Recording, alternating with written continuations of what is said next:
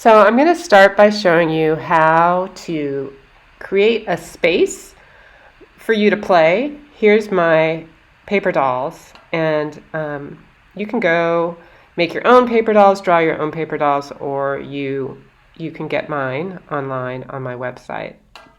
More about that later. Here I am. I'm going to make a bed. And the best thing about a bed is making a quilt for your paper people. You can use regular fabric or you can use paper. I'm using a lot of magazines and illustrations.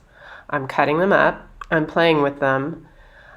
These are about 1 inch by 1 inch, but as you can tell, I'm not necessarily using exact measurements. I'm going for all different sizes, and then I'm using Mod Podge. I use Mod Podge. You can use glue. You could use tape if you wanted. You could use a glue stick, rubber cement, whatever is easiest for you. I like Mod Podge on my fingers. I tend to like to get my fingers messy, and as you can tell, I'm putting a little on top with Mod Podge. That's possible because it dries clear. Not all glue will do that. And there is my Fendi.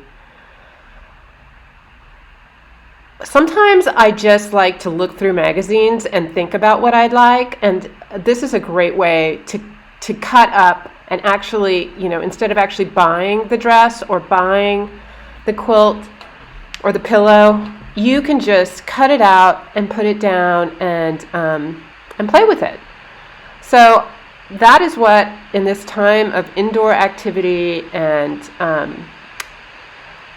time alone, you can just explore ideas, grown-ups, kids, everybody, of how to use what you have to have some fun. And so here I've made a quilt, and there are the two people inside.